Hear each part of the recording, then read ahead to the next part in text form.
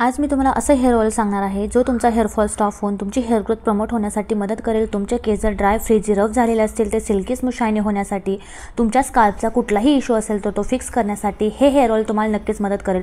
जर तुम्हाला या प्रकारच्या केसांचा कुठलाही प्रॉब्लेम असेल तर तुम्ही हे हेअर ऑइल तुमच्यासाठी नक्की प्रिपेअर करा। तर चला व्हिडिओ सुरू करूया।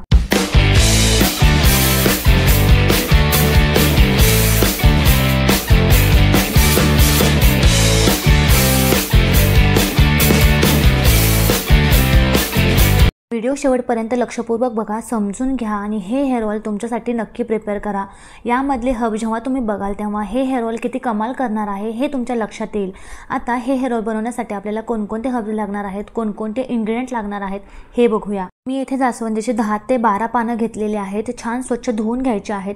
त्यानंतर 2 ते 3 पानं मी ॲलोवेराची कट करून त्याच्या स्लाइसेस करून घेतलेले आहेत। त्याचबरोबर येथे 2 वाटी एवढा कढीपत्ता घेतलेला आहे, स्वच्छ धुवून घेतलेला आहे आणि छान वाळवून घ्यायचा आहे।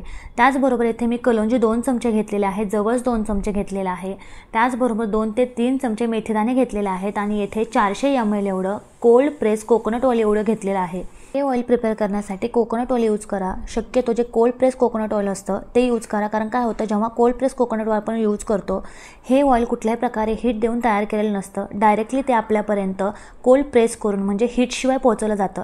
त्यामुळे येथे cold press coconut oil use करायचं आहे। त्याच सगळ्यात आधी मिक्सरच्या भांड्यामध्ये 2 चमचे जवस, 2 चमचे कलोंजी आणि 2 ते 3 चमचे मेथीदाणे घ्यायचे आहेत। त्याचबरोबर आपण जो स्लाइसेस केलेला ॲलोवेरा आहे ते त्यामध्ये टाकून हे छान बारीक करून घ्यायचं आहे। तुम्ही ओभरदोबर बारीक केलं तरी चालू शकतं।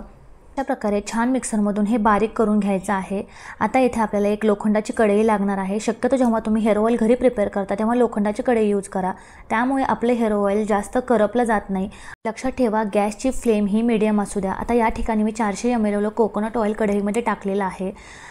तेल छान गरम झाल्यानंतर त्यामध्ये आपण सगळ्यात आधी जास्वंदीची फुलं टाकून घेणार आहोत। ही जास्वंदीची फुलं जे असतात त्यामध्ये vitamin A, C, E, antioxidant खूप भरपूर प्रमाणात असतात। आपल्या हेअरचा जो स्काल्प असतो तो हेल्दी ठेवण्याचं काम हे जास्वंदीची फुलं करतात। त्याचबरोबर आपल्या हेअर फॉलिकल स्ट्रॉंग बनवून आपली हेअर ग्रोथ प्रमोट करण्यासाठी आणि आपला हेअरफॉल स्टॉप करण्यासाठी जास्वंदीच्या फुलांचा खूप जास्त उपयोग होतो। यामध्ये कॅरेटीन सारखे अमायनो ॲसिड्स असतात जे की आपल्या केसांचं तुटणं कमी करून केस दाट आणि निरोगी होण्यासाठी खूप जास्त मदत करतात। त्याचबरोबर आपल्या केसांना मॉइश्चर देण्याचं काम सुद्धा ही फुलं करतात। त्यामुळे आपल्या केसांसाठी जास्वंदीची फुलं खूप जास्त लाभदायक आहेत। त्याचबरोबर यामध्ये आपण कढीपत्ता टाकून घेणार आहोत। जर तुमचे केस वेळेआधी पांढरे व्हायला लागलेले असतील तर यामध्ये असलेलं व्हिटॅमिन बी आणि अँटीऑक्सिडंट तुमच्या केसांमध्ये असणारं मेलॅनिनचं प्रोडक्शन वाढवून केस काळे करण्यासाठी खूप जास्त मदत करतं। शिवाय यामध्ये असणारं अँटीऑक्सिडंट तुमच्या केसांची जी हेल्थ आहे ती मेंटेन ठेवण्यासाठी, तुमच्या केसांचा जो स्काल्प आहे तो क्लीन ठेवण्यासाठी खूप मदत करतात। त्यामध्ये आपण कढीपत्त्याची पानं म्हणजे करी लिव्स टाकणार आहोत। हे सगळी प्रोसेस करताना गॅसची फ्लेम मीडियम ठेवायची आहे, नाहीतर आपण जे कंटेंट त्यामध्ये टाकलेलं आहे तर ते करपले जाऊ शकतात आणि आपलं तेल अजिबात चांगलं होणार नाही।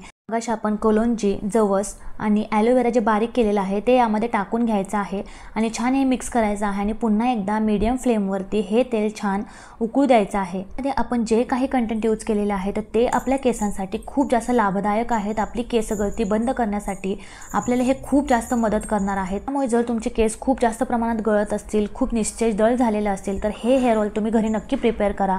तुम्हाला तुमच्या केसांमध्ये चेंजेस नक्कीच दिसून येणार आहेत।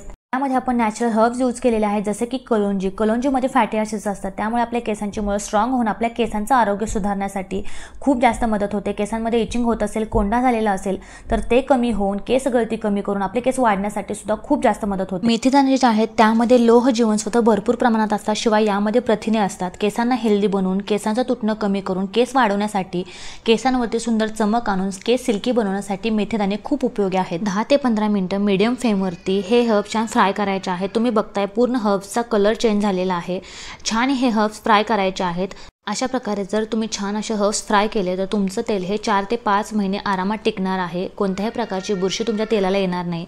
अशा पद्धतीने तुम्ही बघू शकता तेलाचा कलर पूर्ण चेंज झालेला आहे। हे तेल तुम्ही घरच्या घरी नक्की प्रिपेअर करा। मार्केटमध्ये खूप महागडे तेल अवेलेबल आहेत, पण त्या तेलापेक्षा हे तेल खूप जास्त इफेक्टिव्ह असं तेल आहे।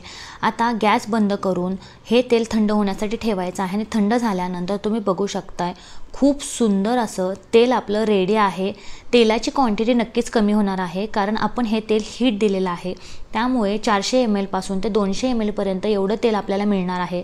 आता हे तेल अशा प्रकारे कापडाने छान गाळून घ्यायचं आहे, जेणेकरून प्युअर असं तेल आपल्याला मिळेल। हे तेल तुम्ही 4 ते 5 महिने आरामात यूज करू शकता। 400 ml एवढं हे तेल आपण घेतलेलं होतं, त्याचं 200 ml एवढं तेल आपल्याला मिळणार आहे। केसांचे जेवढे काही प्रॉब्लेम्स आहेत जसं की dry hair, rough hair, dull hair, केस खूप जास्त प्रमाणात गळत असतील, फ्रीज झालेलं असेल, रफ झालेले असतील, केस वाढत नसतील, या सगळ्या समस्यांचा रामबाण उपाय म्हणजे हे तेल आहे। अशा प्रकारे हे तेल छान गाळून घ्यायचं आहे आणि या तेलाचा जो चोथा आहे तो शेवटी अशा प्रकारे छान स्क्वीज करून घ्यायचा आहे, कारण यामधून सुद्धा खूप जास्त प्रमाणात तेल बाहेर येतं। साऱ्या व्हायटॅमिन्सनी रिच असं हे तेल आहे आणि खूप जास्त इफेक्टिव्ह आहे। तुम्ही घरच्या घरी हे तेल अगदी आरामात बनवू शकता आणि खूप दिवसासाठी हे तेल तुम्ही यूज करू शकता।